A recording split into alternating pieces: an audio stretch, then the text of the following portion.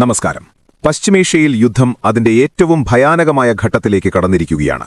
ഇന്ന് മാർച്ച് 11 ബുധനാഴ്ച പുലർച്ചെ ഇറാൻ ഇസ്രായേലിന് നേരെ നടത്തിയ മിസൈൽ വർഷം ലോകത്തെ ഒന്നടങ്കം ആശങ്കയിലാഴ്ത്തുന്നു. ഇറാൻ വികസിപ്പിച്ചെടുത്ത ഏറ്റവും പുതിയ ഫത്താഹ് 2 ഹൈപ്പർസോണിക് മിസൈലുകൾ ഇന്ന് ആദ്യമായി യുദ്ധത്തിൽ ഉപയോഗിക്കപ്പെട്ടു. എന്തുകൊണ്ടാണ് ഈ ആക്രമണം ഇത്രയധികം മാരകമാകുന്നത്?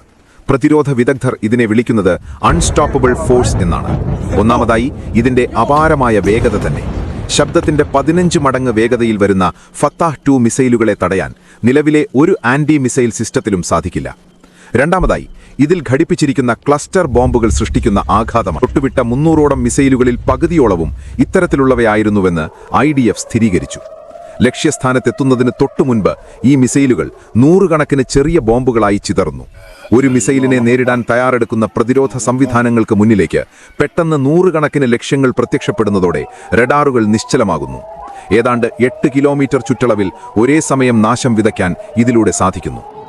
ഇസ്രായേലിന് പുറമെ സൗദി അറേബ്യയും ഖത്തറിലെ ദോഹയും ഇന്ന് മിസൈൽ ഭീഷണി നേരിട്ടു. വേഗതയും പ്രഹരശേഷിയും ഒത്തുചേരുമ്പോൾ തടയാൻ കഴിയാത്ത ഒരു മാരകായുധമായി ഇത് മാറുകയാണ്. യുദ്ധം പുതിയൊരു തലത്തിലേക്ക് നീങ്ങുമ്പോൾ പശ്ചിമേഷ്യയിൽ സമാധാനമെന്നത് ഒരു വിദൂര സ്വപ്നമായി മാറുന്നു.